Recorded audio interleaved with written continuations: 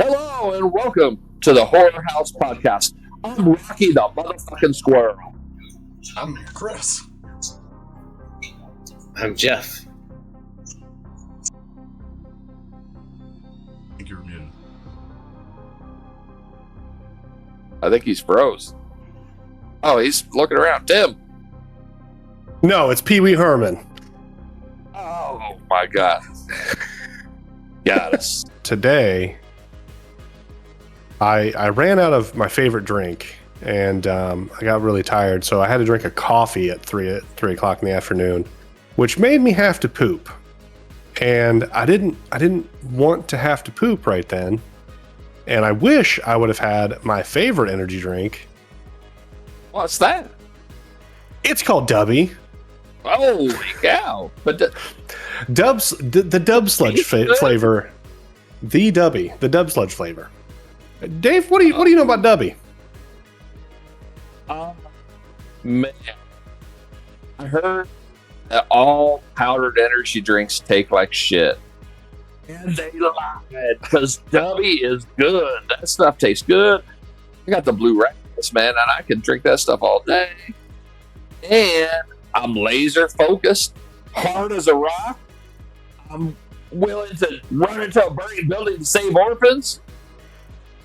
And no crash. It does say on the container to not drink it more than twice a day, though. 30 servings. I can do that in a day. I took that as a challenge. I was pretty convinced you were drinking it like consistently through the day. Right, yeah.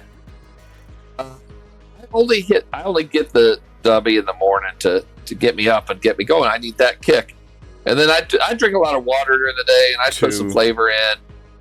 It's to never set fire to as orphanages good to save kids. You gotta stay hydrated to save the kids. If I don't set fire to the orphanage, how am I going to save them? So Dubby will make you commit arson. What's the code? What's the code? What's the code? Oh yeah. Or at checkout. I'm sorry. You went one shots at Tim. Hold on. Let's try it again. I Go didn't to know who me. was going to get it. Whore. 4. No, it's not horror 4. It's horror 4. Guys, get it together. This is live internet. This is live TV on the internet. Oh shit. Okay. Hey, fuck it. We'll do it live. Horror 4 at checkout. It gets you 10% off your order. I'm missing all my camera cues. Let's fuck this up. Yeah. But I think let's talk about this movie. Time to get into the movie. Yeah. No, Chris, this was your pick. So back in the box. Do you want an alien slasher zombie slug Tom Atkins movie that's kind of a timepiece? Night of the Creeps. 4 stars. Nebraska Times. I have a question.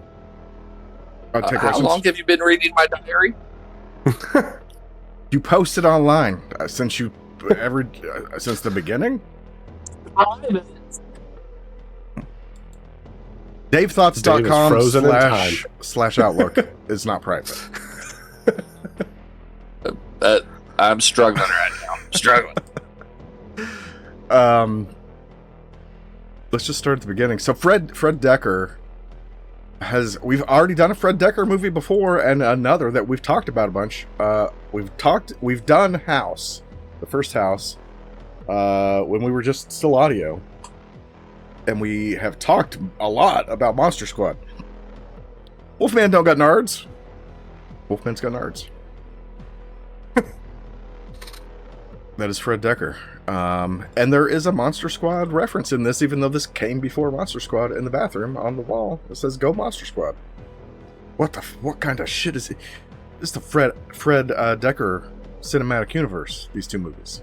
Maybe there's something in House that references this. Has anybody checked? Has anybody watched House with a keen eye? I don't know. Not me. That's pretty dry. Oh, also he did RoboCop 3. Which is great. Chris, we've talked about this. It's got ninjas. You're right. Right. That's all the movie really needs. Is ninjas. What everybody think? So we all kind of went into this new, even though Jeff, had you seen it before, or you said no? No. So we were all pretty new going into this, even though me and Dave had seen it before. I thought I hadn't seen it before, and a little ways into it, I'm like, oh, no, I've seen this. But even at the beginning, I'm like, we have these big head naked alien babies. That what you said, Ginger Dead Man. They are kind of a precursor to Ginger Dead Man. Yeah. What did you guys think when you started the movie and saw that to begin the movie? You're like, that's one of the things that had me invested. I was like, what the fuck? I was like, I would love to see people fighting these aliens, because I thought that they were the creeps. I was like fully on board. I thought the little alien that was trying to release the experiment was a good guy, and he was, because usually when you're in a scene like that, the guys with the guns are bad guys. As we'll find out in the movie, that's probably not the case. But no, like I was like fully invested, and I kept pausing it. I was like, do I see dong or no dong? I don't think there's dong on these guys. I don't think there's dong, but there's definitely crack. There's definitely crack, yeah. And they're the cutest little cracks. It's like a little toddler crack. Well, I mean, it was the 80s. They put a mold over Linnea Quigley in Return of the Living Dead to where she's a Barbie doll. There's no... You couldn't... It somehow made it more obscene. Genitalia was so taboo. So even a big head naked baby naked monster is... You still gotta... Studios be like, no not slanging dong. But no, I was invested. I love that beginning sequence. But we don't know that the guys with the guns were the good guys. Him releasing the experiment, maybe he's saving his ship, his people. Because they're trapped inside the capsule. How long? Maybe the guys with the guns are trying to release it because they're possessed by the things. Well, they show he has wide eyes, wrong. I think. The guy running has the wide eyes, which is a thing, right? Like the other ones didn't have like the... I don't remember that. We don't know that their biology is the same as ours. Maybe their biology is different. Look, we're getting real into the weeds on this beginning. Jr., Dr. Martin Luther King, this opening sequence in mind when he said, I have a dream that one day little ginger dead man aliens will be judged not by the color of their eyes, but the content of the character of their heart. I thought you were going to say so when the dude released evil fucking slugs onto Earth, he was a bad guy. That's the content of his character. Are you saying that when Walmart releases toxic chemicals in sub-Saharan Africa, they're the bad guys? Yep, that's exactly what I'm saying. They're a big corporation. How can that be? That does not make sense. This hill you're trying to die on is hurting my soul. Moving on. We cut to 1950s Earth, black and white. What did you guys think of this? All of a sudden, we were in space. We got little booty, big headed baby aliens. Now here we are, sorority row, 1959 or something like that. Black and white. I thought they pulled this off actually really good. Yeah. I liked the reverse Wizard of Oz effect thing, because Wizard of Oz is black and white and then it goes to color. This was like a reverse of that. I enjoyed that quite a bit. I was like, okay. It was not invented until 1961. What'd you say? Color was not invented until 1961. Before that, the Earth was black and white. Black and white. It was black and white, yeah. And then on the 11th million day, God created color. So, our 65 billion day. But no, I liked that, that reverse. Yeah, that's true. Dave is just hardcore. Corporations can do no wrong. The Earth's only 11,000 years old. But no, I like that reverse Wizard of Oz thing. And we get a little bit of a slasher movie to end this segment, which is Brett Decker was like in like the you know, like the scenes where like it's like the newsroom, like the tabloid newsroom, and they're like throwing darts at the wall of ideas. It's like slasher, aliens, slugs, Tom Atkins. Actually, I have a question. I was thinking about this as I was watching because I don't know a ton about like black and white horror, and I know that Jeff does. Jeff, in the black and white section of the movie, were there any references to like black and white horror films that fucking uneducated swine like myself would not have picked up on? Did you pick up on any? No. Shit. I was really hoping there was like some Psycho or like something in there that I just didn't know. And The whole canister crash into Earth was very reminiscent of the original Blob. Yeah. Decker is definitely a nerd. He packs this thing with Easter eggs and references, mostly in the laziest way possible, just by giving people the name of other horror directors and writers. But that is what the canister crash reminded me of. I did think it was great that you had that danger and the Psycho escaped from the insane asylum Over danger the at radio, the same time. The classic, like, yeah, he shuts it off where he hears the warning at first, and then they hear the warning later. Yeah, I enjoyed that quite a bit. no wonder Reagan shut them all down in the 80s. They were escaping anyway, all of the fucking time. All the time. Let 'em loose. If you Just watch let 'em it, loose anyway. if you've watched a horror movie, you know that people escape from insane asylums constantly. Guys, real And quick, if I you forgot. put the inside and you let them loose, then they can't escape. Speaking of Reagan, I wanted to do this and forgot. The beacon changes hands. They brought me the trickle down book today. The forehead on that reminds me of this movie because there's a great forehead scene in this movie. Yeah. When he's pushed up against the glass there, that was good. When the face vagina opens up. I do have a kind of unanswered question because, we'll bring it up later. So next, I guess I I answered my own question in my head. Great TV here. let's zoom in on what's happening live. This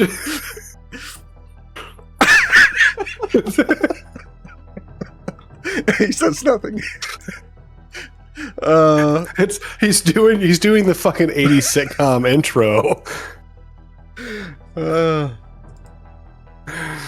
We do need to do that. Next, we get pushed ahead in time to the 80s. We're in line with the times now. Still on like that sorority row college area. We now have our leads.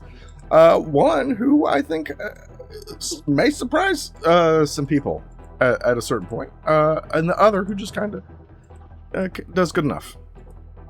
He does good enough. I meant to send you a couple pictures. Jason Lively, I think, is who you're talking about. Correct? That is one of them. The Yes. nerd, the main protagonist here, big nerd. He had a glow up. He grew up in real life. He turned into a handsome man. So I meant to send you pictures to be able to throw them up side by side. You go get your wish. You got the pictures. We can still do it. Okay. So he's a big dude here. Is there any more? We said this 80s movie, 80s harder than the 80s. Is there any more 80s than the nerds getting their comeuppance, coming up and getting the ladies and saving the day? Well, and I mean, here we have that. Almost. One of them doesn't get nothing. He gets a lawnmower in the face. There is the underlying horror story of this film, speaking of the nerds, it's that Cindy is definitely like 35 years old and grooming this child that she's hitting on in The Creep. So it's a 35-year-old woman, and that's her prey. So let's just. Here's our lead of the movie. Yeah. Who was in? Was he in National Lampoon's European Vacation? Yep. So now. That's the only of all the vacation movies, even though everyone is the same, and obviously Chevy Chase is the same. The kids are played by different people in every single movie, and here he is now. He's so big. No, the son remains the same, I believe, in Vacation and Christmas Vacation. That's the one where the kid is the same person, I think. No, they're different. He's different in every one, because that one, Christmas, is the Big Bang Theory kid, but the one before him was the kid from what's the breakfast movie where they have a club? There's one where they're the same fucking kid. The Egg McMuffin Club. That's it. Yeah. Here's a side by side. This is Dave's boyfriend. He was at. He is a handsome man. I don't think he changed that much, honestly. He just looks like he got older, more rugged, maybe. I'll give you that. He needed that ruggedness. He was too baby faced. I think he and Alan Kaiser, Bubba from Mama's Family, shout out Mama's Family, were at Horror Hound either this time when we all four went or the last time. I forget. I saw both of them, and I knew of Night of the Creeps, but I didn't know that I'd seen it. Now I'm like, damn, I could have met all these fuckers, and it's just too late. It's too late. Too late for that. Me and Tim briefly discussed Mama Family before the show today. We did. Without me. You weren't here. Okay.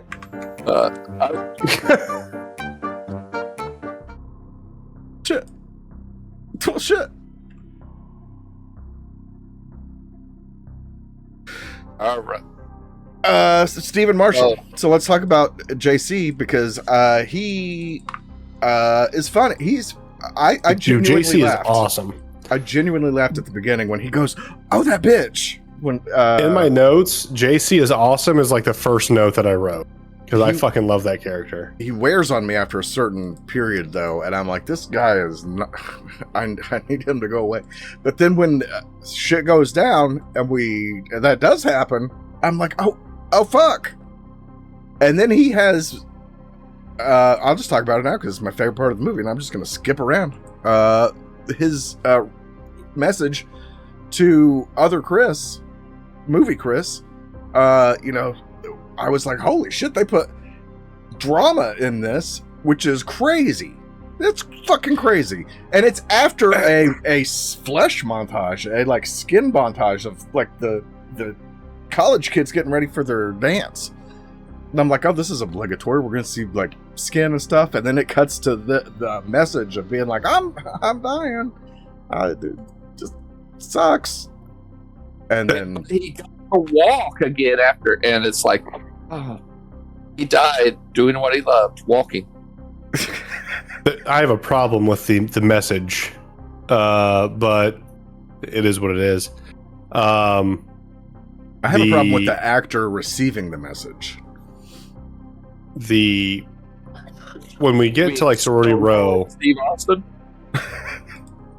and they go into the beta house, the first problem I have with the creep, also known in this movie as Chris, but he's the creep now, is that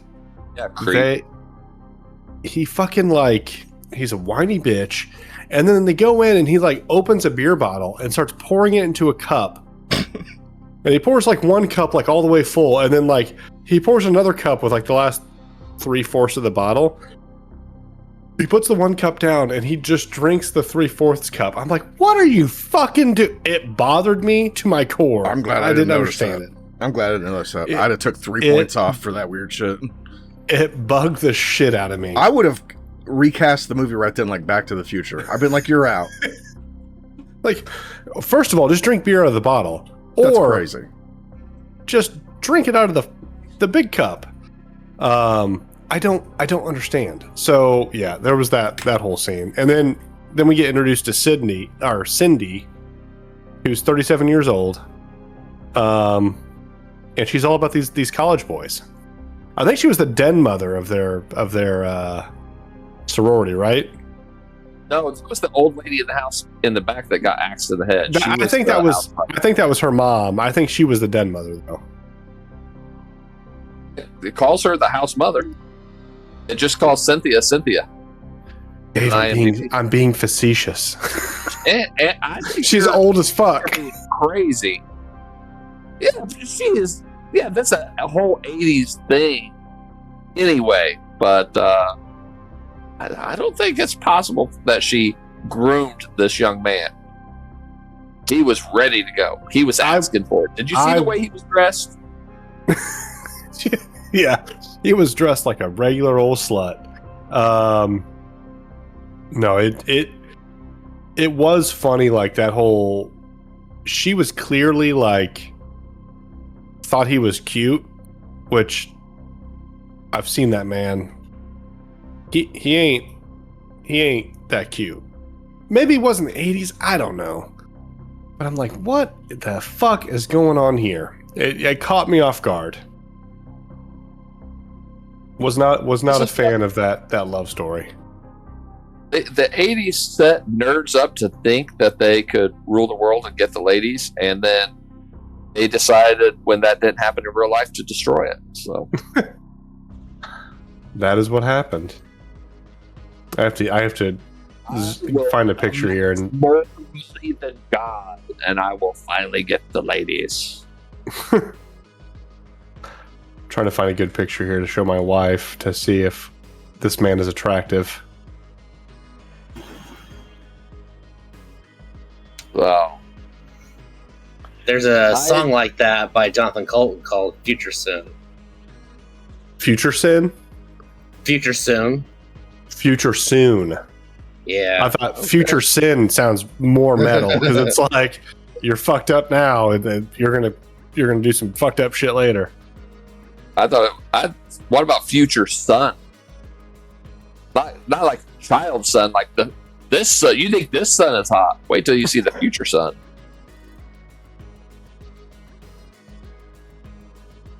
Well, Chris, you're guiding us along the story here. So we've met the main characters. We've met JC and the creep. That was just a mess of everything. So I mean, just go talk about whatever you want. Okay. So first thing, how Ricky?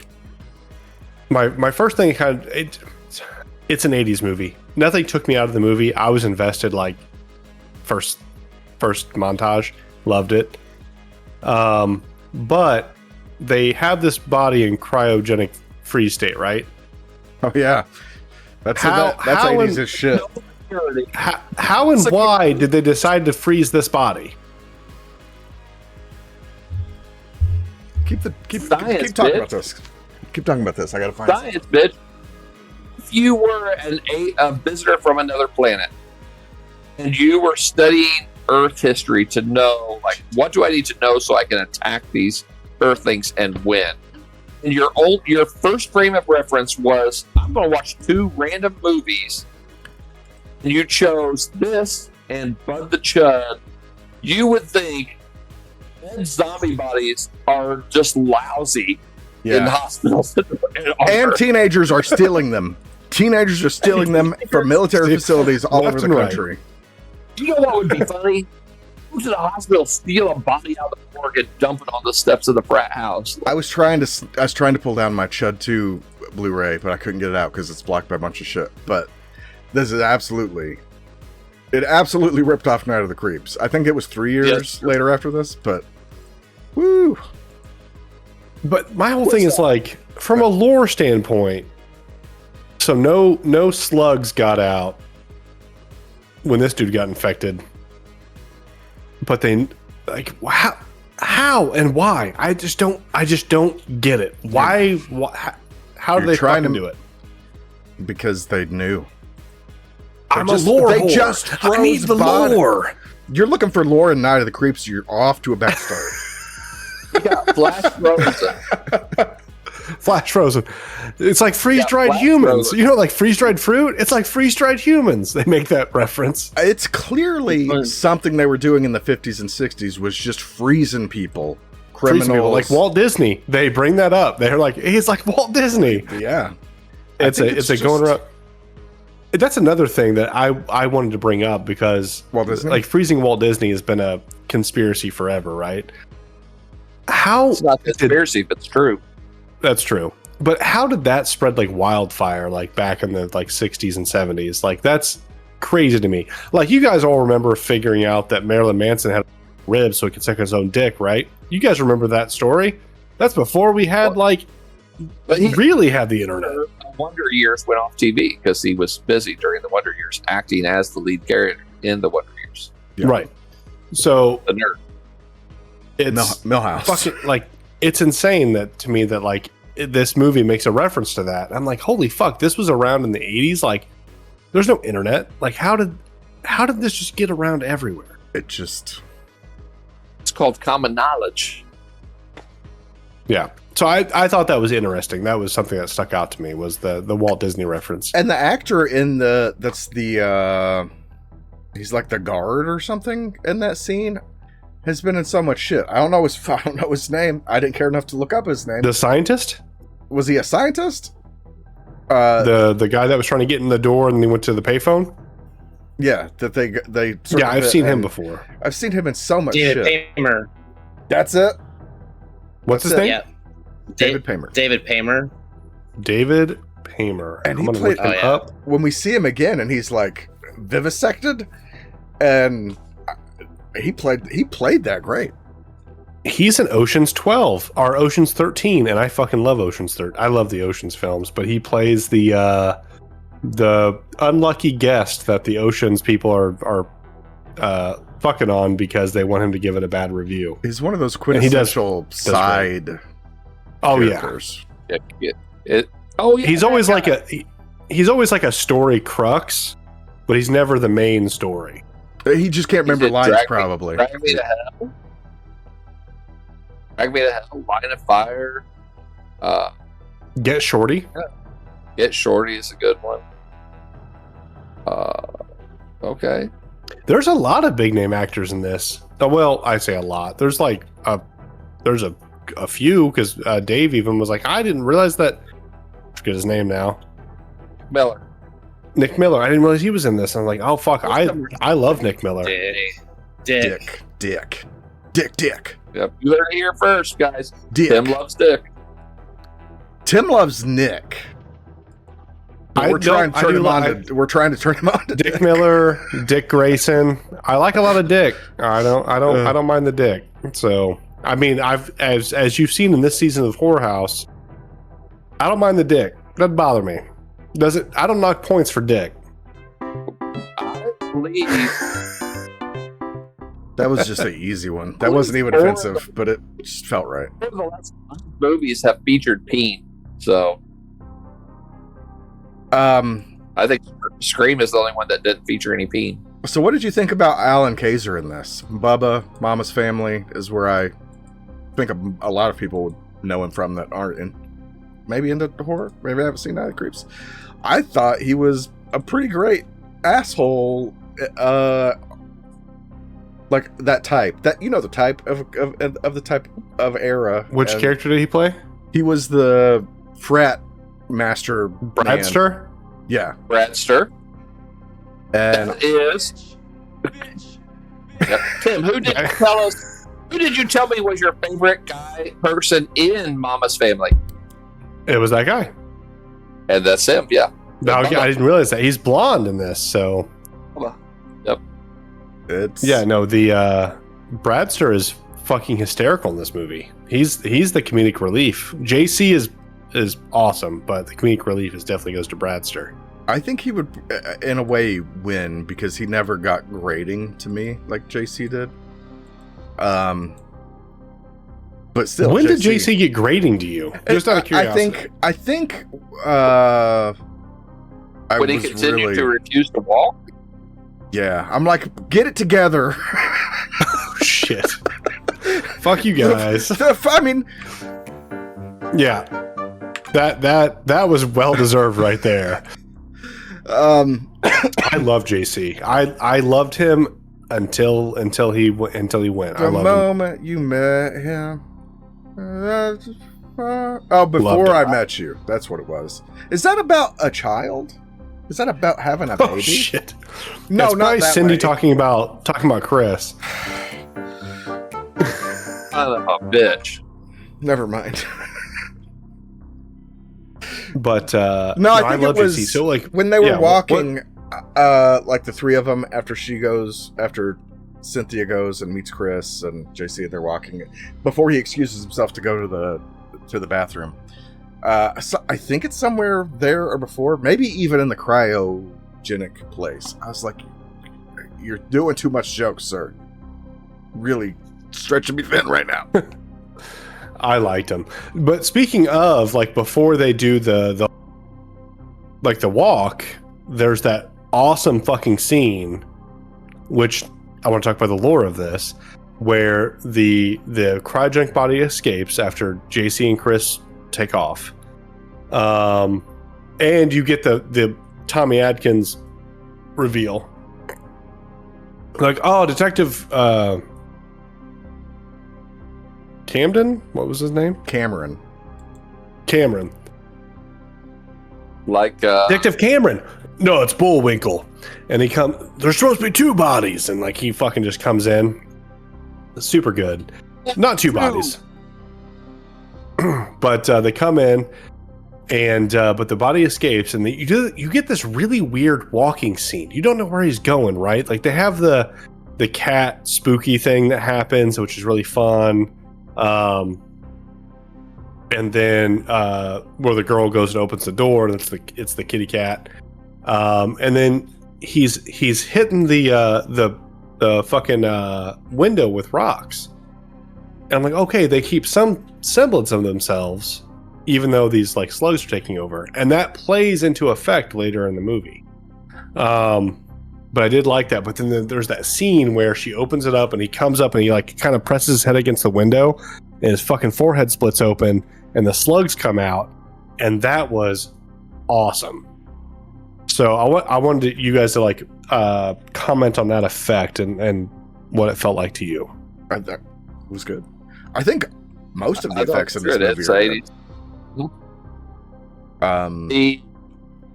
I want to ask which one you like better. The thing in Slasher as the zombie parasite or Vorlack. Who did it better? Repeat your question. 'Cause I Your thought they webcam were- is eating some of your words for me. Okay. Slasher that returns as a zombie with the parasites in his head, the slugs in his head. You get several full body shots of him. You get several really good looks at him. No dog. Who did the effect? No dong. Who did the effect better? Night of the Creeps or the Borderline with Gorsha? I'd still give it to 'Cause the. I'd still give it to the Vorderlack. 'Cause I it's- felt like though it was very close considering how much time has passed in real life. You know, from Yeah. 1986 to 2020, whatever. But I mean, For the Vorderlack. the so different though, because one's just a person still. The other one is not a person. Puppet. But yeah, I was reaching for my pen. There's my pen. A thing that I always am amused by in horror movies, and they do it in this one, is when they use real animals, but like put just like the easiest kind of appliances on them to like do an effect. Always amuses me. Because I mean, if you just take it for face value, you're like, that's fucking crazy. Why are you doing that to the animals? Why are you doing that to the animals? But I mean, it's like we put a little coat on it for a minute. Calm down. Lily loves wearing clothes, so some Hey. animals are kind of trained to like that. if they were making movies like they did in the 80s, she could be working for you right now. You could be a pet mom up on these stages being like, where's Lily's food? This is bullshit. She only wanted green Skittles. Why's there 2 brown ones? Why am I almost Bobcat Goldthwait? Almost. Yes. Guys, I have to bring this up because I'm sure some of you probably noticed, but others maybe didn't notice. There's a Susan Snyder cameo in this fucking movie. 9 out of 10. Oh. There you go. You go. Answers the door at the sorority house towards the end. I was like, I didn't know she was in this. She's barely in it, but I always give 4 extra points for any movie that has a Susan Snyder cameo, or a 4. This movie is a 14 now. It is looking pretty good for Fred Decker in the horror house tonight. He's getting a lot of points. I actually had a lore issue with the axe murderer coming back. So they set up this lore that they infect the brains, but that corpse definitely did not have a brain. That brain would have liquefied, turned to mush, and filtered off into the ground. So depending on how soon is it possible that a slug got to it and then just say dormant? No, because you watch the slugs like go to the house and like dig under. You don't see them dig underneath it, but you see them go to the house. So like it definitely doesn't have a brain. It's been 30 years. Yeah. Okay. You're probably right. But if I want to really make an argument here, I'd say you saw the slugs go in the basement where the brains are kept. That doesn't mean one didn't wander off all those years ago and infect this one and decided, because they do have some sentience, hey, I'm going to chill, and one day I won't be the only one. If I attack now, if I come out now, oh, okay, I have very slim chance, but I'm going to telepathically wait till my brethren are free. Obviously, they survived the cryogenic process, so yeah. No, that's fair. I mean, that's potentially true. It's a stretch. I'm really stretching to make this okay. You guys are putting more work into this than Fred Decker ever thought possible. I know, but again, lore horror. I'm just like, that doesn't fit. It doesn't fit that what they're going for here. Streets weren't paved like that in California in 1986. Those sidewalks didn't exist in that area. Those aren't code. Those aren't up to code. What the fuck is happening? That Greyhound bus they used at the end. That was only on the East Neil Coast. deGrasse Tyson. He was like, the movie Titanic didn't have the right sky. They didn't have the right sky when that fucking ship went down. Those stars aren't in the right place. So you mentioned Neil. That's why we don't vote. You mentioned Detective Cameron, so I think this is a good place to talk about the laziest way to Easter egg a movie or pepper it full of Easter eggs. Just take random names of directors and movie creators and give them to people. So we have Detective Cameron, aka James Cameron. Yep. There are lots of these through the movie. I want to know, I have a specific favorite name, Easter egg reference. I want to know what you guys did. You have one that stuck out to you that was more subtle, more better? Just my favorite. I have one that I thought was. I think I know what you're getting. Cronenberg. Oh, okay. Cynthia Cronenberg. They named her Cronenberg just for me, even though I was 3. Tim, did you have one that stuck out to you as being favorite? Mine is a lot more subtle, but deeper. So, well, here, if you have one, might not have a favorite. Maybe like, I didn't think about it much. It seems kind of lazy. Yeah, the Cronenberg one was that got me. Okay. I don't know directors. I know actors, but I don't know directors. So Chris, Chris's last name was Ramiro for George Romero. Oh, George Romero. JC was Hooper for Toby Hooper. One of the cops was Sergeant Raimi, and Sam Raimi. Yep, and then James Cameron, Detective Cameron. Those are the only ones that I know. Dave, you're cooking right now, and I feel it. What are you doing? Did you catch the name of the black cat? His name is Gordon. Okay, Stuart Gordon, James Combs, Barbara Crampton, some of the best movies of all time. I don't. Okay. That was my favorite. And the fact that it was the black cat, was named Gordon, aka the cat from Reanimator. I thought, okay, this one's a little deeper. I like that. The rest seemed very, very lazy. Fred Decker was on some shit. I mean, this is a year after Reanimator. I just had to look to see. So that's. And Chris, we talked earlier. Tell us about the bathroom with graffiti. Oh, I was telling Dave about. Oh, did you see this one part? And Dave brings up. Oh, the Striper. What was it? Striper Rules. Striper Rocks. Striper Rules. I knew you would see that. Striper is a great Christian band. They have a song that's called "To Hell with the Devil" that I love. It's as bad as it sounds. They used to give concussions to teenagers by throwing little mini Bibles at them during live shows. They had to stop that after one fan, literally went to heaven.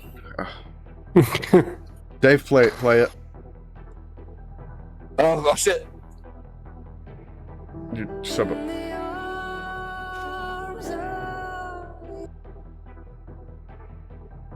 Shit. What were we talking about? Oh, on the another piece in the bathroom on the wall. This is I don't even know what the time frame is. I know this is before it, but Go Monster Squad is on the bathroom wall, which would be his next movie, Fred Decker's next movie. Which Tim, have you ever seen Monster Squad? Jeff, have you ever seen Monster Squad? I know Jeff has had to have seen Monster Squad. I'm going to be shocked. Oh my god! Yes, I've seen it. Okay. It's been a long time, but not it doesn't ring any kind of nostalgia bell in you. You're just like, I've seen it. Damn, Dave. What do we do? Movie is special to me. Monster Squad is special to me. It's classic Universal Monsters meets the Bad News Bears. You know, that's a good way to describe it. That is an excellent way to describe it. I'm sweating like a fucking Striper member right now. We'll have to do that movie because I'm looking at the Wikipedia page right now, and it's the poster looks good. These really cool dudes I follow called the Whorehouse Boys. They did it once. Have we done it? I didn't think we'd done it. I think we did Monster Squad back in the audio only days. Did we? I was swearing we hadn't. I know we've talked about it a bunch. Wolfman's got nards, dude. I feel like we've talked about it so much that. Fuck! We'll have to get the interns on that. Get on it. Get on it. Another great zombie makeup and performance is back to Alan Kayser in this. I thought his zombie was almost a little creepy for the movie. I was like, you're doing too much, sure. You are putting me off just a little bit because the stone cold zeroed out expression that he gives and I could read so much into it and it's it's crazy, but I mean he's out of it pretty soon after that being the flamethrower. My favorite part, one of my favorite parts in the movie is the Pez dispenser that he does where he just and the slugs just start shooting out of his mouth under the ground. And it's obviously a dummy of him. It's not him. But there's he just the great fucking cracks me up. The great effect of the time was to do a thing but then play it back in reverse. So if it's we're going to tangle this person's legs up with something, but then what we're going to do is just untangle it and then we'll play it back and it looks like it's tangling her. We're geniuses. And it looks off but still cool. And the whole charm of that is in this too, with the way they did some of the slug shots. Yeah. Alan, can you go ahead and spit that out? Great work. We're gonna get that in post. We'll put it. It's like it's going in you. Whew. Fred Decker. They're like, Fred, you gotta stop doing this. You're freaking people out. Stop You're making people. Right here, man. Yeah, stop making people eat floor shit.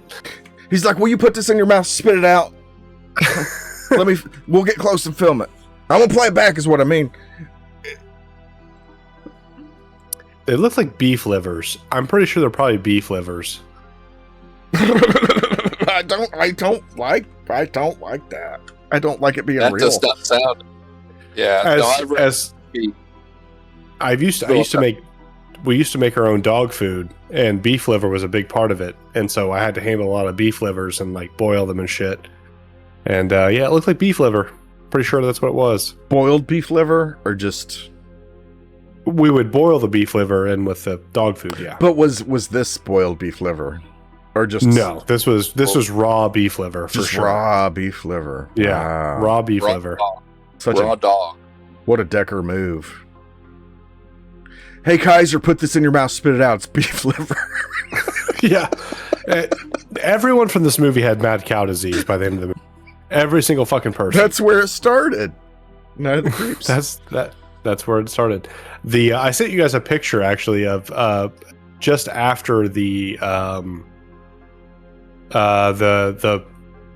scene with the Bradster as a zombie.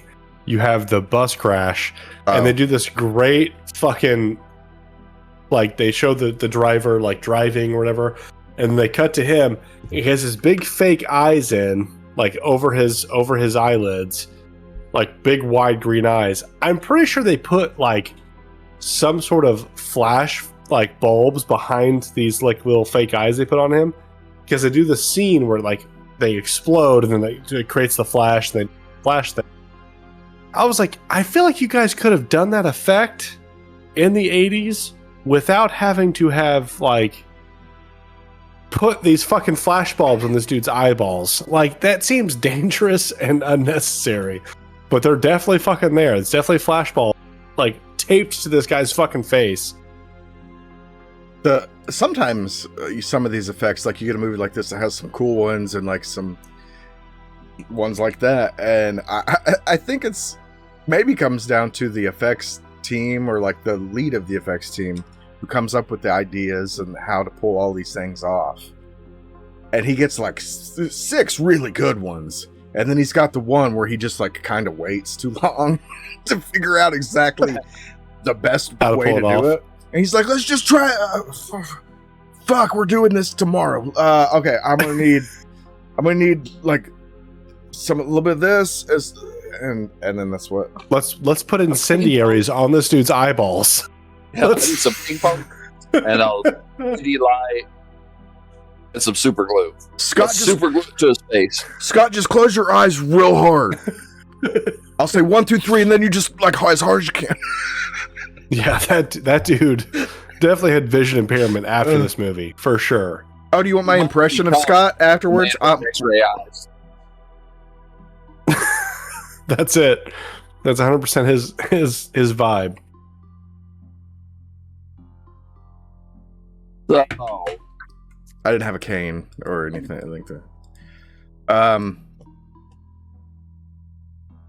So what did you think of the transition from Chris to being like the goofy kind of this kind of almost reminds me of like an 80s Superbad in a way, except it's got big fat skinny fat monster baby monsters, and then this and this and this.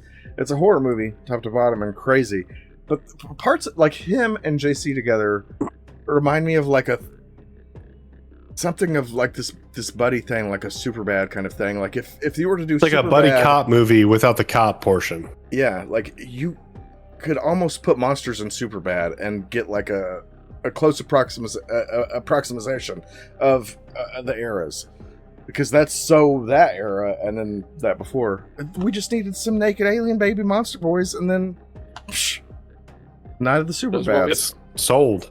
And shoehorn shower scene. Yeah. So, And a little bit of Dick Miller. Dick Miller was in this. Dave Texas. He's like, hey, Dick Miller, you should know stick in this. That's what we should do from now on in the group text.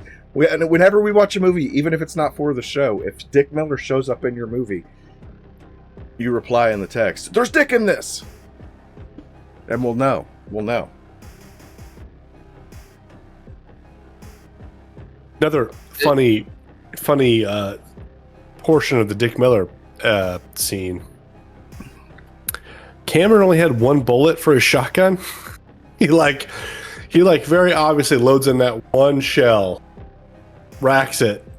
It's like, God, give me the fucking flamethrower. And it's like, okay, you had one shell for that shotgun. All right, good on you. You're ready to face the world. You're good. Police issued flamethrower. Yeah, police issued flamethrower. Yeah. Was anybody else like? So they have. I mean, today they got fucking tanks and shit. But you're like 1986. You got a flamethrower ready to go. All you need is the right slip from your supervisor. sitting on the floor of the gun cage was a flamethrower. To be fair, it did look pretty old. But yeah. I had a thought after and lost it once we got really hard on the flamethrower. Jesus Christ! Why am I so dumb? You're not dumb, Chris. In the final assault, when Tommy Boy is in the house, and it's Miller time and shoots the one in the head, and then the girl that he just saved. So how does she turn? Where does that come from? Like I missed it too. Did I miss something? I even rewound because I thought, did I miss something? So rewound makes it sound like I got up and went to the VCR. Waited 3 seconds. Here's the thing. She had gone to Walmart earlier. Great corporation. Best corporation. Doesn't do anything wrong. She prayed to Jesus after that. When she was in the Walmart and after the Walmart. Yeah. And then Jesus. when she got home. These illegals. Right. When she got home, she took the brain slug out of the corpse that had no brain that somehow got infected 30 years prior and didn't get, and they were waiting. She put that one in her tea that she bought from Walmart. Obviously, that's what she went there for. Say in her vagina. That she bought from Walmart. Yeah, she bought from Walmart. I'm keeping a continuity here. I wish you'd have thrown something. I wish you'd have thrown a fucking curveball in there personally, if I could give you script advice. That she bought from Costco. Yeah, this whole Walmart stuff you throw in Costco, and you're like, she bought it from Costco. What? Right. And then back to Walmart. She stopped by CVS and paid 4 times as much as she would have paid at Walmart to get this tea. She bought it and didn't feel like going back. Relatable. That's how you get relatable. Yeah, exactly. Got this. Took the slug, dipped it in her tea, drank it. Little slug babies were in the tea. Didn't know that. That's part of the story, though. Because when you dip the slugs in hot water, they're susceptible to fire, as we'll find out here when we get to towards the ending. But not hot water. So dipped it in there. Little slug babies, drank it pretty quick. Not pretty quickly, but that's my EOV. Obviously, they're not very smart. As he holds the match out there, and the slug is just like, "Oh, what grenade! Fire!" and jumps on it to save the other ones. Apparently, that throws a torch on your theory, Dave, that they're smart. So maybe Tim. That's what not that they're smart. Oh, Tim, that's exactly what I was trying to build on when we were talking about Dick Warlock a second ago. Was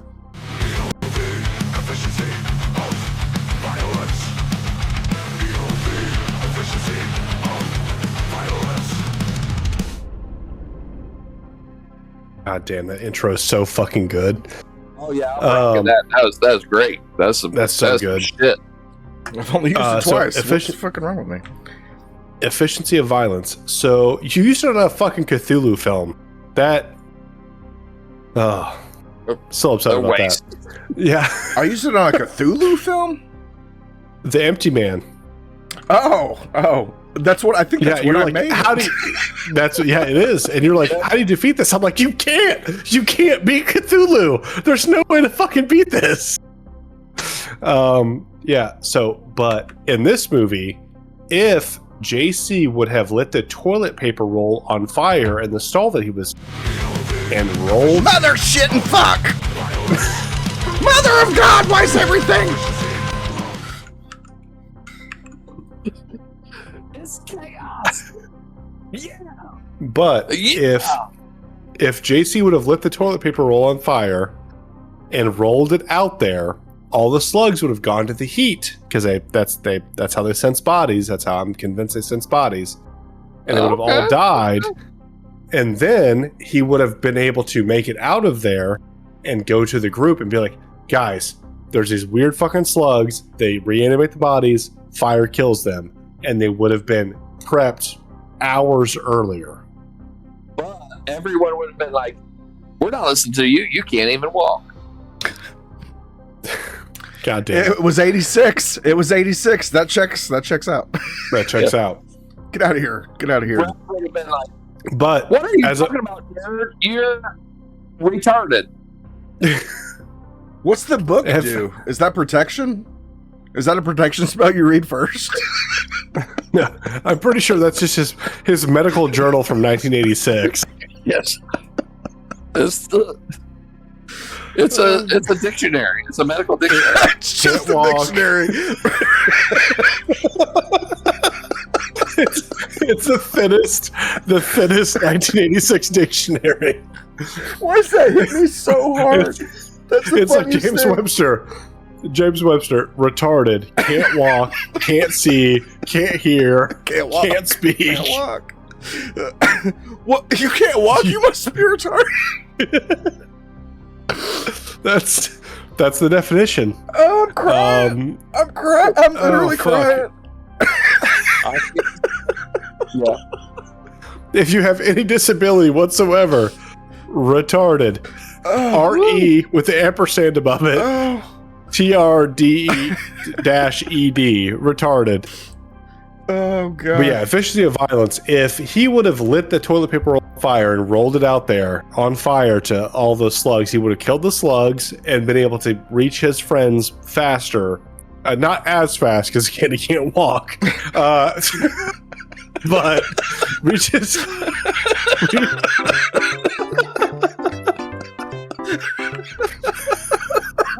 But again, like a retard, can't walk.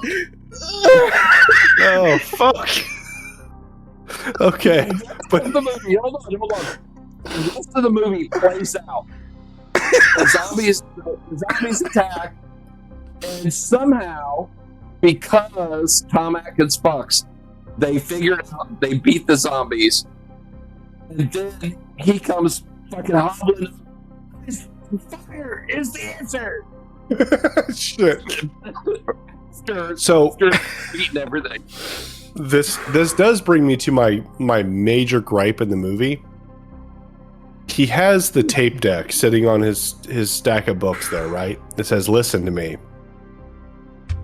and it's his friend JC, emotional moment of the movie, saying, "Hey, I think I'm dead. I don't have a pulse, blah, blah. I'm going to the furnace." You can hear the furnace in the fucking tape. How did the tape get to his fucking desk and say, "Listen to me"? It doesn't make that. There's no Dave. No Walmart fucking is great conspiracy you can give me right now makes sense of that fucking scene. So he uses Walmart Plus, which has a delivery service. Hashtag not a sponsor, but it's a great delivery service. And if you use the Walmart delivery service and use code horror4, it says right here. It says right here, killing yourself with the furnace saves you 4% to long distance phone calls to relatives and friends. That's true. But yeah, that whole scene does not make sense. That part of it. So, but the rest of it. Yeah. The rest of it. No, it's Yeah, it's fine. is surprisingly well acted and good, except Chris, who I thought like didn't react well enough at all. If one of you called me with that same message, like I'd be rough, and he's just like, I'm like, this guy is not the one that's going to be stone cold through this. Well, there's a great scene after this where he's stuck in the fucking the tool shed with Cindy, and he just looks at her like he is through this whole movie desperately trying to fuck this girl, and at least, and he's like, "Great fucking spot you picked out." It's like, where did this fucking these balls come from? Because they were not. And he starts giving one-liners at a certain point. Yeah, he becomes JC. And I didn't think he was. That's my biggest complaint of the movie is he didn't sell it. Oh, Chris, hold on. This is the lesson of the movie. He spends the whole the movie trying to fuck her, and it isn't until the end he changes his tactics. And now he's not trying to fuck her with his penis. He's trying to fuck her with his heart. He's trying to break her down emotionally so that she only craves his approval. For sure. Yeah, the Stockholm syndrome is deep in this movie. But the Chris, I did want to point out, we all showed the fit. I see that you're wearing some sort of horror t-shirt here. Right, 13th. The video game. The video game. The Nintendo game. NES. NES, bitches! Oh shit, Dave, you're wearing a Jason shirt too. I'm wearing a Jason shirt, a Freddy shirt, Pennywise shirt, a Ghostface shirt, a Michael Myers shirt. How many fucking shirts are you wearing, sir? It's Indiana in the summer. You're gonna die. Jeff, what do you got? That's my secret. I already know what Jeff's got. Shirt. I'm just presenting Jeff now. Yeah, I do want to see the whole shirt, Jeff. Let's see the shirt. Stand up, Jeff. I'm with that thing. I'm with that thing too. Oh, does Jenny have a matching one that points back? Got that at Universal. Nice. Oh, okay. Does Voldemort have the opposite shirt? You're a Death Eater? You son of a bitch. That was for you, Jeff. I don't know what I don't know what to do. I don't know. Should I? I don't know. Hopefully so. That was the dickest thing I've ever said on the show. Like, I made fun of people, retards, race relations. I should just not do that. It's the dickest thing I've ever said, so I take that back. I'm sorry. You called people that can't walk retards.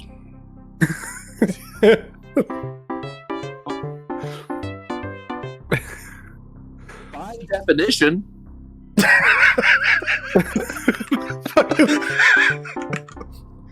The thinnest book in history. It's like a single page. Is there any other words that aren't retard in there? It's just the pronunciation and the definition of retard for one whole page. Oh shit. Anybody tuning in, man. We don't typically say that word this much.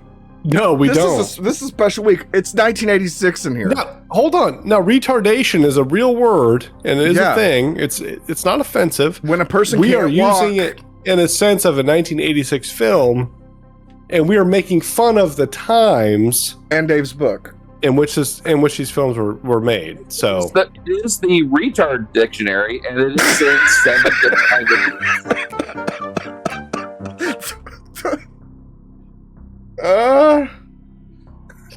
Fuck. I can't. Oh man. Oh, I'm sweating. I'm crying. This is why we can't have nice things. So we get to this whole end scene where the bus crashes. Great scene.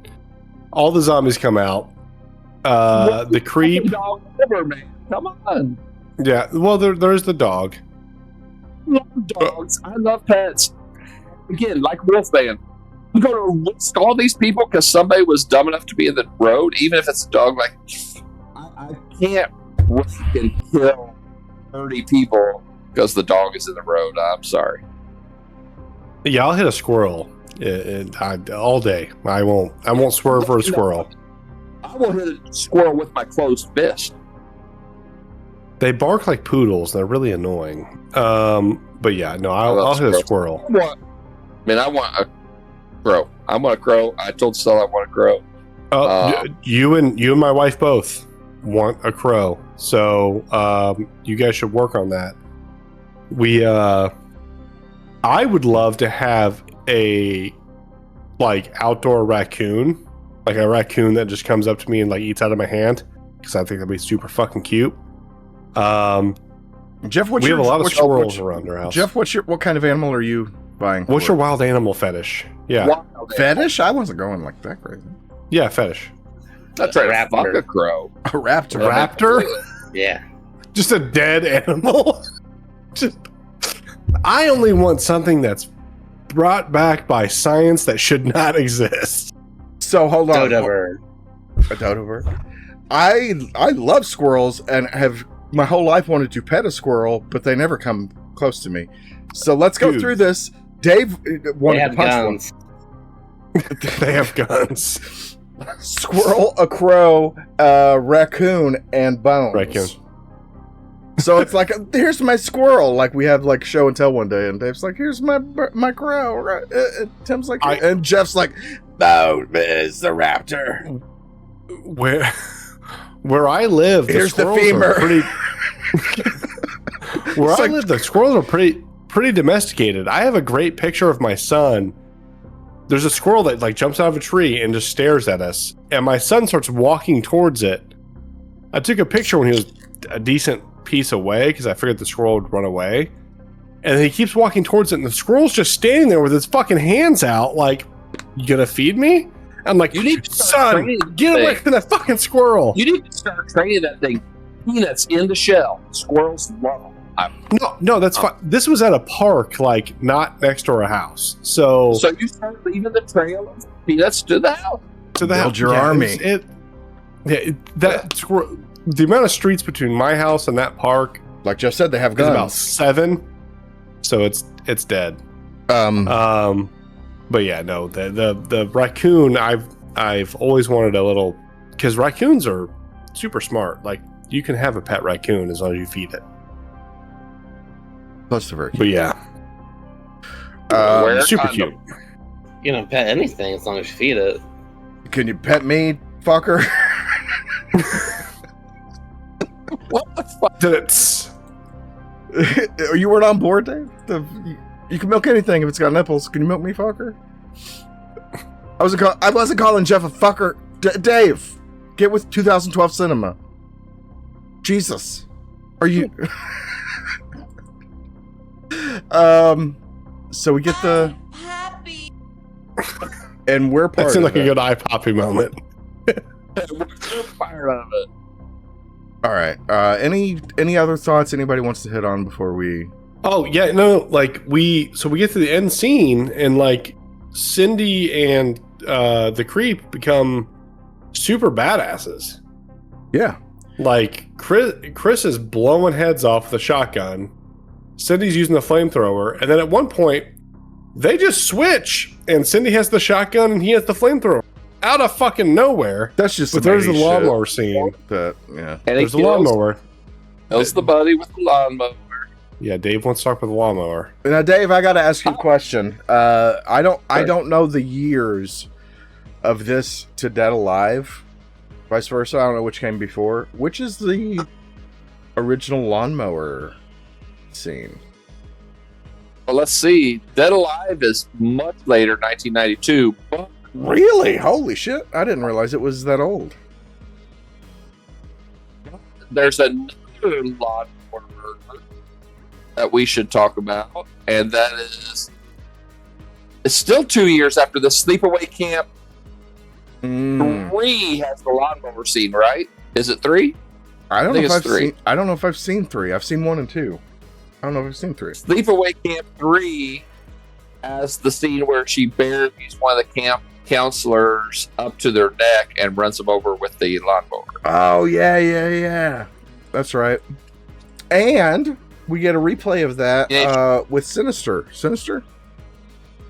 About 15, 20 years later.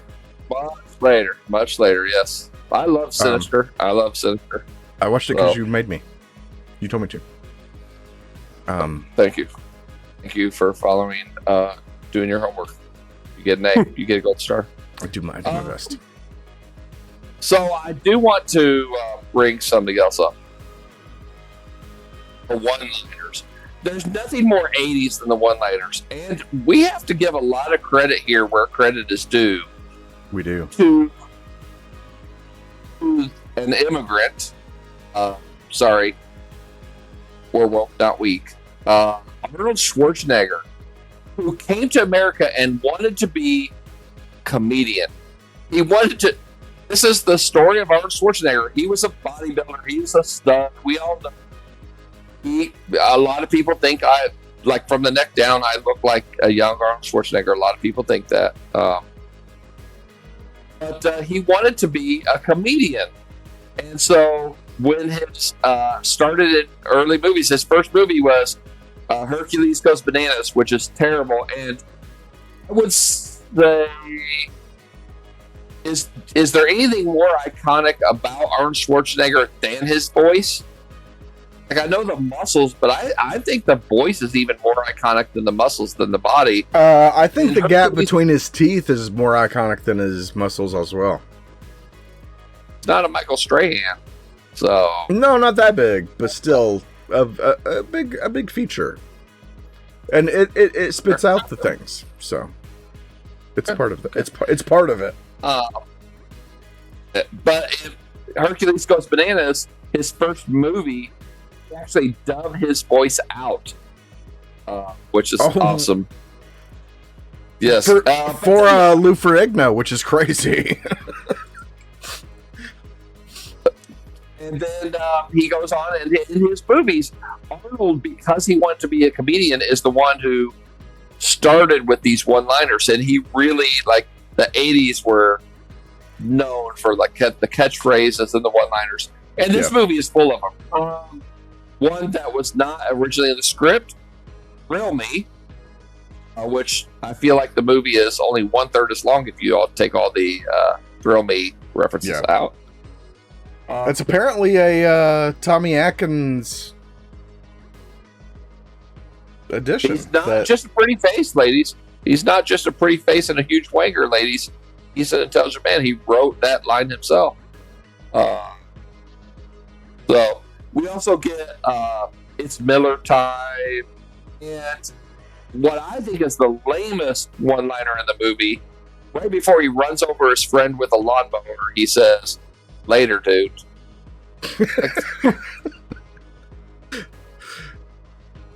Yeah, the delivery tells me like this is meant to be a one-liner, and it just falls so flat. So, pop quiz. Give me the situation and your own original one-liner.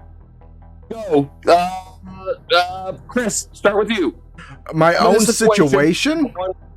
You tell me your situation, because one-liners have to be specific to the situation. I have to take Tim out with a weed eater, and I'm like, love that mustache. Great. Tim. Give me some head, and then I blow his head off. Okay. Yes.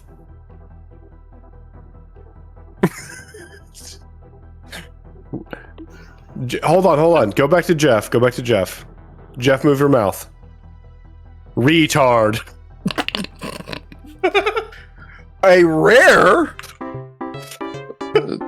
Yeah. For Jeff. I can't believe you fucking said that. Jeff got a please stand by. Shame on Jeff. I can't believe he said that, the hard R. Jeff at whorehouse.com. You can email him your complaints. Send your complaints to Jeff at podcast.com. I'm gonna. He's What like, are you I'm never drinking? checking Is this. that Dave, what's yours? Is as red as your shirt right now. Hold on. Jeff's face is as red as his shirt right now. Are we giving you too much attention right now, Jeff? Is it? Is he blushing? I think he's Is he- drunk. Oh, Dave, what is yours? What's your situation? And you're not Dave. You're not Dave either. I'm not Dave.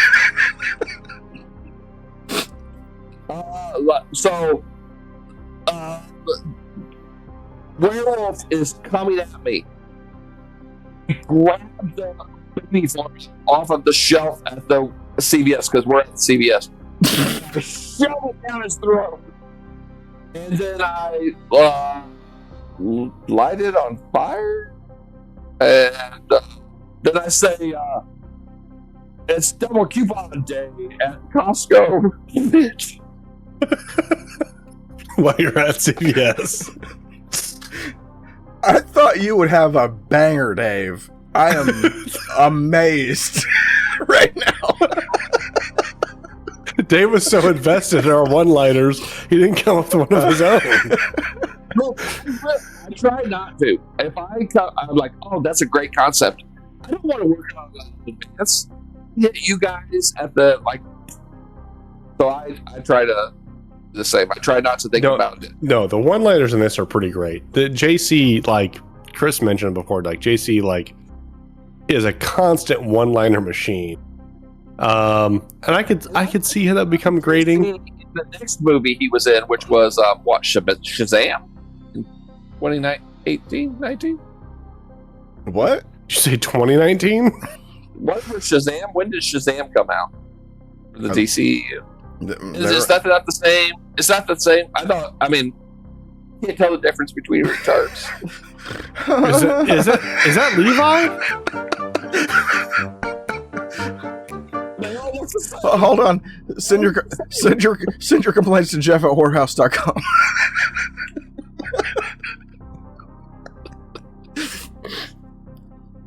Don't.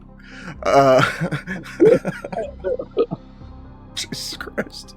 But what did you guys thinking of on this, like the ending of this movie? Like, what did you guys think about the montage of like heads being blown off by a shotgun, flamethrower?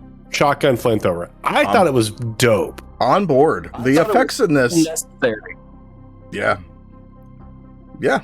Shotgun part obviously wasn't necessary. And I'm like, why do you have to shoot him? Why can't you just use the flamethrower? And then, of course, they do. So, Right. So, once again, a big dumb nerd is a big dumb nerd, and it's actually unnecessary to the story. You know what it comes down to is a big dumb nerd writing the script. Which it's like this movie is Cindy versus the Creeps towards the end. And if we can say, if we get 10 people to go out and buy Dubby, we can hire Fred Decker to edit an episode for us. So, oh my God, there's that. You mean the director of RoboCop 3? No thanks.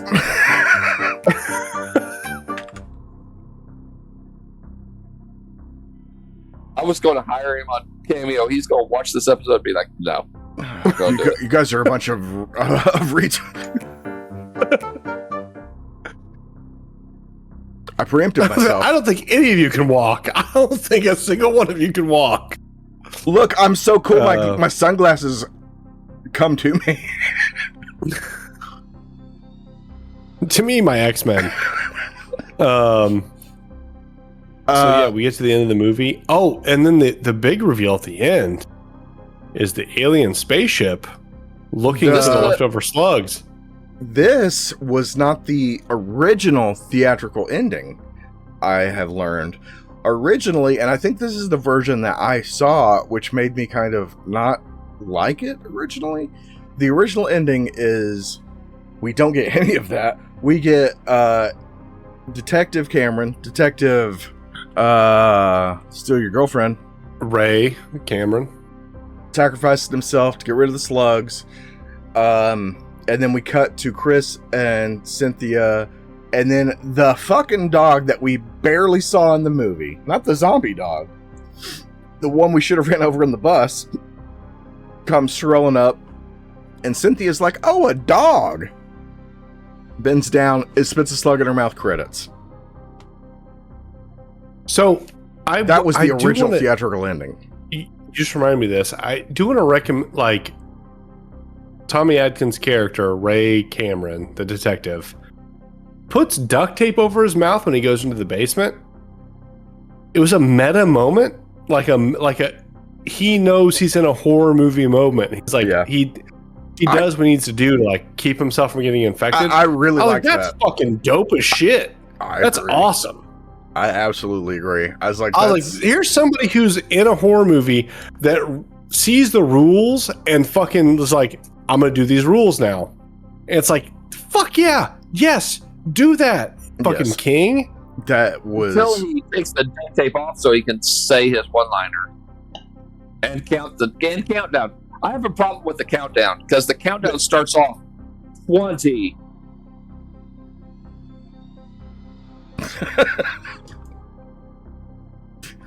Read your dictionary. 19. Yeah. Dave, you can. He's not even consistent because he speeds up. But Chris then speeds up when he's down along with. Yeah, we cut to Chris. He's like, really late. We get Tommy Atkins. He's like 17. We cut to Chris, and he's like 12.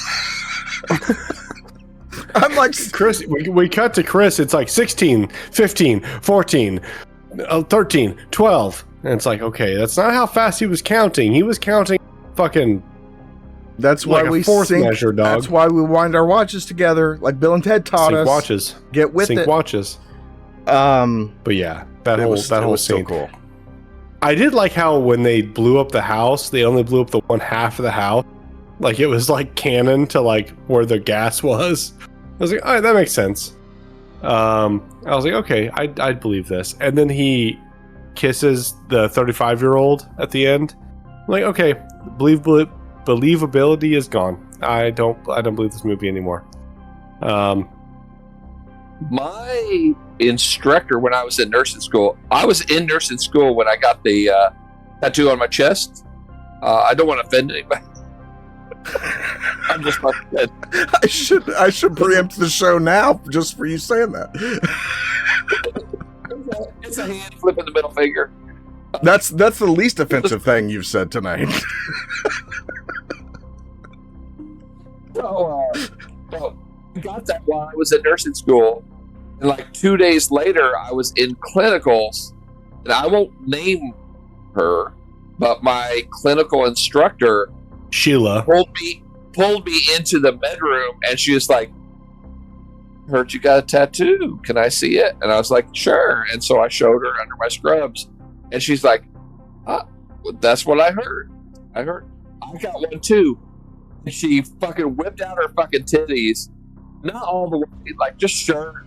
She had a bra on, and had a fake fucking like lick 'em stick 'em tattoo on her tit. It doesn't matter, man. I fucking was done. I was like, fuck it. You went full retard. I went full retard. I like that shit. Clip that, put that on TikTok. I dare you. please, because he went full retard. All right, couldn't speak, couldn't do nothing. All I heard was she whipped him out, lick him, stick him, and then here we are. Full retard. Here we are again. You guys know Susan Snyder was in this? Yeah, you mentioned it. And Dick Miller. Nick and some. Depends where you come from. You know who was not in this? Quaid. Jack Quaid was not in this. I don't think he was alive yet. So back to the endings. The dog spitting the slug into 76-year-old Cynthia's mouth was the original theatrical ending. That is not Right. the ending that Fred Decker wanted. I'm not even sure why they even fucking shot it if that's not what he wanted. He's the fucking director.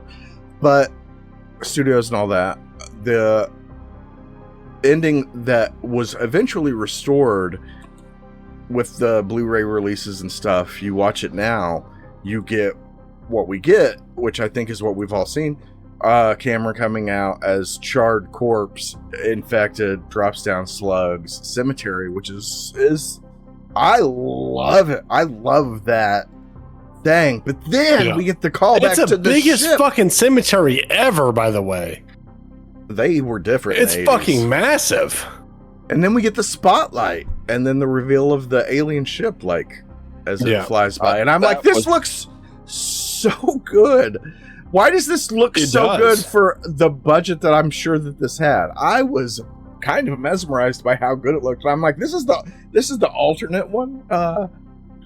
That's crazy. That's crazy shit. I liked how they brought the aliens back. It makes so much more sense than it the does. other one. 100%. And like they killed them off like instantaneously. And I was like, when I watched the movie, first time watching it, I was like, oh fuck, they're gonna like fight these little creepy fucking like midget aliens, little people aliens, whatever it is. Well, but they're gonna fight these little people aliens, and they're gonna and there's gonna be like fucking bloodshed and like punches and shit. No, dude, they don't. They're gone. They have no purpose in this movie. You could essentially have cut that out and still had the movie. It's I mean, you'd had to have some exposition to get the slug zombie stuff going, but right, you really don't though, because it just came from space. It came from space. You just had the streak and the crash in black and white and be done. Yeah, but I loved that opening scene. I loved it. And to be bookmarked now properly with the ship going over at the end with the spotlight, I was like, yeah, I think why I didn't originally love this movie is because I saw that original ending originally. And was just so turned off by it. Because it's so the original theatrical one is so bad. It's so it's so bad. I'm glad that they have fixed that. Any other words any other things anybody wants to talk about before we rate this bitch and get out of here for another week? I'm ready to rate. Dave's got his retard journal. Oh, I did like, so in my notes here, my notes here, I have the skull smile was dope. Like when the undead corpse that turns towards Cameron looks at him and then smiles. Yep. I thought that effect was cool as fuck. And then his Cameron monologue after the fact when he's going to kill himself, and then decides not to like finish the mission. The lore setup for the I thought that was cool because they had the original undead corpse come in and like throw rocks at the window to get his girlfriend to come out, and then he comes out and like forehead splits open, slugs come out, scary as shit, great. And they not immediately, but they followed up with JC, undead corpse. He's dead already, but he's leaving this like tape for his friend. It's like they keep some semblance of themselves for a while until they don't. So I thought that was cool. And then the Cameron suicide attempt was a weird sort of other dramatic sort of effect scene in this movie that does not have a ton of dramatic effects. He's doing the gas, having that whole like try to fill his house to kill himself, and then he gets another mission. He's like, okay, turn the gas off, gonna go do this. So that made me think he thought he was gonna come back from what he was doing, which I thought was really cool. It's like, I'm gonna do this on my own terms. I'm gonna, whatever. Like I'm gonna do it when I feel like it's time to be done.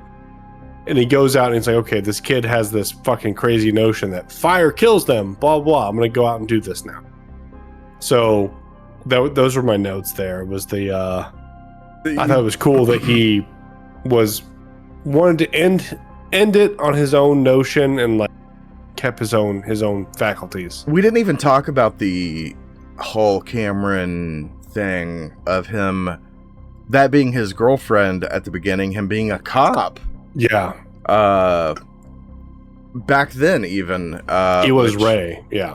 Yeah. And then, you know, the whole tie-in of his backstory into the, sorry for much the mic, of being tied into that original opening sequence, the black and white 1959 part, which was kind of interesting. And he calls Chris Spanky all the time, which is endearing to me because that's what I was called for much of my childhood, because I looked like Spanky from the Little Rascals as a wee lad, and so one of my aunts still calls me Spanky all the time. So that aspect of Cameron is endearing, and when it gets to that point when Chris goes to Cameron, he's like, "Alfalfa didn't make it." I can't remember the exact words. It's like, I thought it was great. I thought it was so great, and Cameron's character overall in this was great. And I mean, they give him. We don't need all these. We get a little flashback of him as a cop in the 1959, but there's not like he's constantly flashback and all this stuff. We don't need that. We don't need to see it. Yeah. But just him, the original flashback is great. The flashback when we're in 1986, and he's like holding the hand and walking up to the car, and then he's holding the shotgun instead, walking up to the car, and it was that was interesting. I thought that was really cool. It's like he's definitely reliving trauma, and you knew that was Ray at that point. But they don't actually like come out and say it, but you knew that's who it was. So that was kind of cool. There's some there's some drama hidden under the onions of this.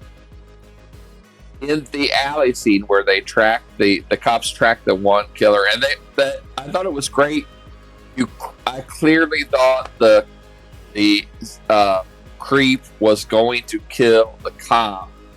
And he finally, the one in the driver's seat finally gets it together enough to hit the gas and get out of there. But they track him down in the alley. They shoot him up. They finally shoot him in the head.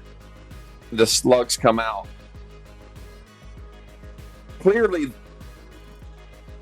flashed forward from this to Slither, James Gunn's Slither. And so really seems like this is maybe the single most influential work on Slither. It seems like I didn't even think of that. You're absolutely right. Without this, I don't think there is a Slither. Maybe not. Jeff, have you seen Slither? Tim, have you seen Slither? James Gunn's Slither. I've seen it, but it's been a while. This would be a good double feature. Yeah. Oh, yes. I love when you get similar themes, similar stories, and they are so like Slither could be Night of the Creeps too. Yeah. Oh, so really amping it there's up. no ginger dead man. There's no little naked ginger dead man in Slither. But unfortunately, we could add some in cut, and we just add some at the start. All right. I think the time has finally come. Let's rate this bitch. Let's get our overall opinions. And since this was my pick this week, Dave, you are first man up to bat. So give us your worst. Go for it. This is the easiest 80s movie of all times. And that is both great and awful. Because it's one of the great things about 80s action movies is some of the awful things that are, if you stop and really analyze them and like I want a really realistic action movie. Block out anything from the 80s. I want an 80s style action movie. Great on you. Commando is one of the best action movies of all time, if not the best action movie of all time. I'm on the record. I love it.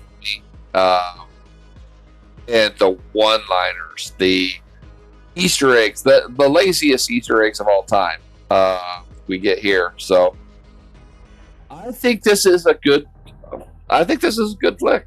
I don't think that's a surprise. I know where I'm at. I like everything, really. So I tried to go back and look at what we did. We just did Scream.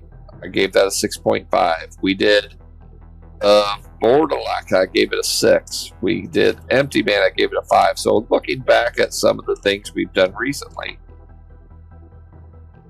I feel like this is kind of on par, maybe better than some and less than others.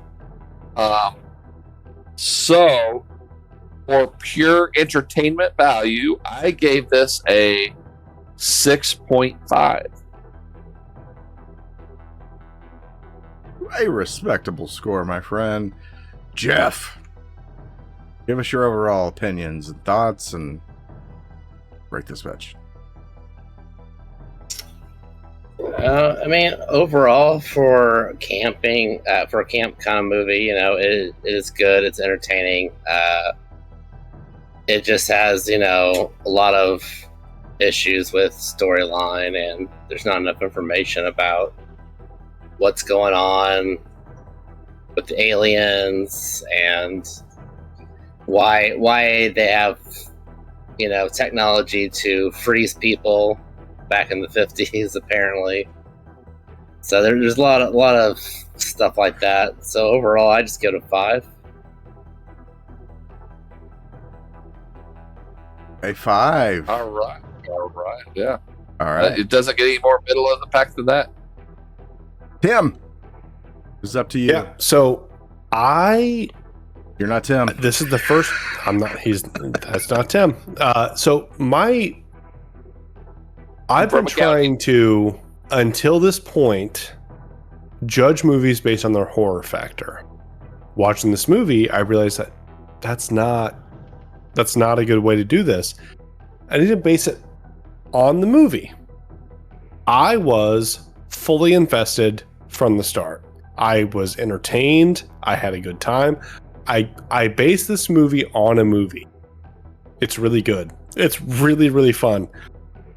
It's like Fast Times at Ridgemont High, like good. It's fucking good. I don't know how else to put it. So, I was invested. I enjoyed the characters. I found the premise fun, if not overworked. Like this whole very much like the Strangers sort of thing. Or not the Strangers, the Crazies. So it's like something's happening. Everyone has to adapt. People who don't adapt die. It's Zombieland. It's the Crazies. It's this whole shtick. It's horror movies in general. There was characters that adapted early. There's characters that adapted late. It felt good. I give it a 7. It is a well shot, fucking good movie. There are definitely plot points that are holes, but I give that an aside because it is an 8. I really, really enjoyed this movie. I liked watching it. So that's high praise for me, because like I said earlier in the episode, The Home, there was a whole scene with Pete Davidson, 2025 movie, took me out of the movie for 5 minutes. I was like, okay, this is fucking terrible. I can't watch this movie. And then I came back and I was all good with it. But You came back right after that is the best. Of cinema. 5 minutes later was the best fucking reverse carry fucking bullshit I've ever seen in my life. It was amazing. 5 minutes before that, I was like, no, this movie's shit. It's terrible. And then it fucking happened. I was like, oh shit, I'm totally in. So, in this movie, it was so good. It was so good. So I was invested in this movie from the start. Great beginning. The middle falters at a few points, but the ending is so fucking fun. It's so good. It's a great horror movie for watch. So yeah, solid 7. Chris, Fair play. over to you. You. To me. Fusion dance. Why Why is there no graphic for that? That would have been great. Dave, let me down. No, I mean, you need to make a graphic, so when I do that. But anyways, I picked this, and I thought I get this and Night of the Comet confused a lot. I'm not sure which one I was actually after when I picked this, honestly. But I still, I've seen it once before. Maybe back in the old Netflix days, back in the DVD Netflix days. Maybe before that, maybe VHS. But I'm pretty sure I saw the original ending, and that just kind of left me, like, not liking it at all. I was like, and the difference is big with that switch. And I mean, it goes to show what an ending can make or break a movie, really. And this, I mean, watching it now and getting that ending, I'm really into this movie. And I think there's great, like, 80s quirks to it. There's problems with pacing, there's problems with story. But overall, we get Tommy Atkins doing great Tommy Atkins shit. Not to step on your toes here, I get like huge weird science vibes from this movie, like that pacing, that sort of thing. So like you just mentioned 80s movies, like Yeah, Weird Science is another movie that, like, in my opinion, stands with the test of time with 80s movies. which is funny you bring that up, because that is another Susan Snyder role. Oh, there you go. And she's in this, and I will rate high for Susan Snyder. And there's your hint for where I'm going with this. But I think has she ever pissed out in a movie? I don't think so. I don't think so. I think she's a lady. She is. She She's a is lady. a proper lady. But I think there is great effects in this. The zombie stuff. The fuck. This has aliens in it. Big headed, big little booty alien baby monsters. Which there's so much that happens in this movie that's crazy. And I mean, if you told somebody this movie, like, to pitch to them, it would be like a fever dream. They'd be like, "You want to make this?" I tried to do that today. There's Hold no on. way. And Watch this movie. I feel like that's kind of what leads it to its cult classic kind of a status. It's like underdog kind of thing, because it's not something that's brought up a bunch. From what I've seen over the years and stuff, people don't bring this up a lot, but the people that do, like, are big fans of it. And I think there's It's like Spaceballs, the horror film, to me. That's how it feels. Not quite that meta to me. Spaceballs is very meta. Yeah, no, it's definitely not that meta, but yeah. And there's great moments in this that like, I thought we were going to see, like, boobies and stuff, like the college kids getting ready for their dance, and then it cuts to the fucking drama of JC being like, "Hey, yo, I'm dying," and I was like, "That's crazy." And he does. I thought he did it so good. That really, like, pivoted my idea of this movie. And with that, the Tommy Atkins backstory that we get as well. And you get the emotion with that and the drama with that. And I'm like, there's whole layers to this that I forgot about. And by the time you resign yourself to, okay, we're not getting titties, then you get a shower scene. So for no reason.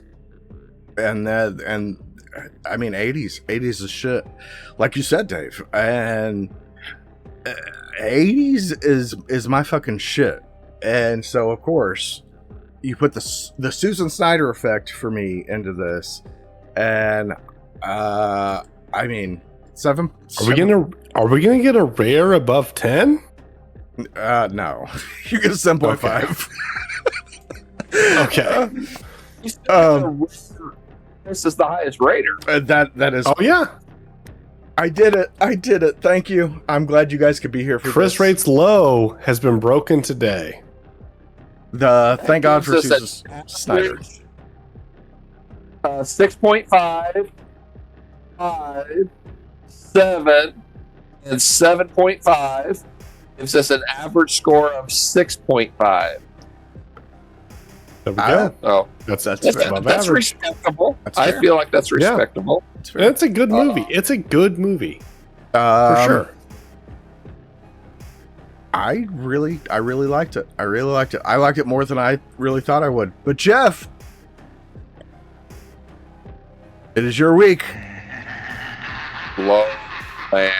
Freddy's getting you, man. Freddy's getting you. He's like right on your shoulder, like the little devil, being like, "You want to rate it higher?"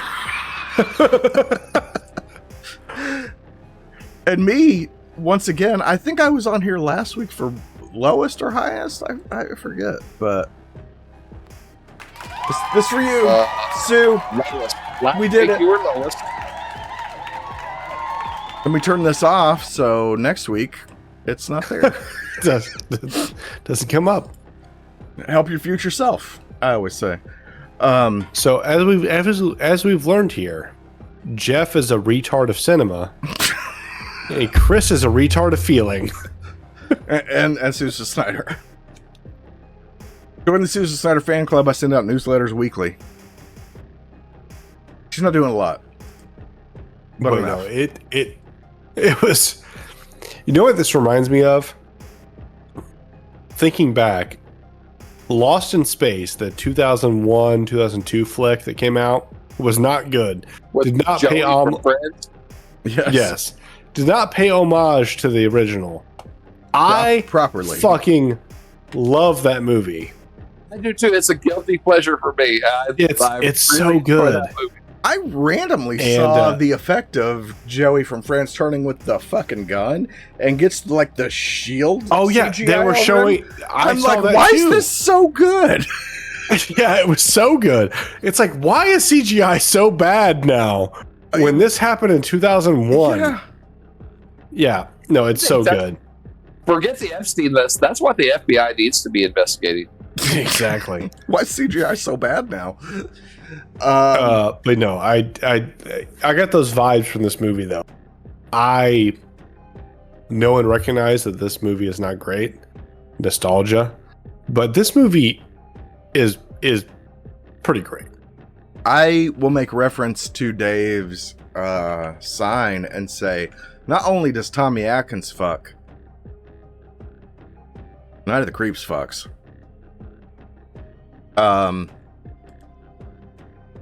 Jeff is like, it's okay. It kind of, it can. Just like it gets to third base. Next week though is a Jeff pick. Jeff, tell us what we're watching next week for the show. We're watching The Devil's Backbone. I have always wanted to 2001. watch this. I've always wanted to watch this. Guillermo del Toro. I cannot wait to watch this. There's a documentary that I watched years ago on like AMC or something, like one of those like Fear Fest like little documentaries that showed clips of this and talked about it. And for some reason, I've just never watched it, and it's always been on my radar to watch. And so I'm so ready. I'm so ready. I'm ready. I'm not leaving. I'm gonna stay right here live the whole time. We're gonna watch it live. But until then, It's time for us to get out of here because I got to pee real bad. I got to pee so bad. I'll probably edit that out of the YouTube one if I remember. Probably won't because I didn't write it down. You won't. I won't. You retards stay safe. Bye. No Hurrah, patience. hurrah, hurrah, hurrah. Oh, it was my pick this week, so Tim, you get the final word. Chris. No. Hey, Chris' final pick this week. Chris, you get the final word. Call me Susan. We'll see you next time. See you, Susan Sarandon. What? That's not her name.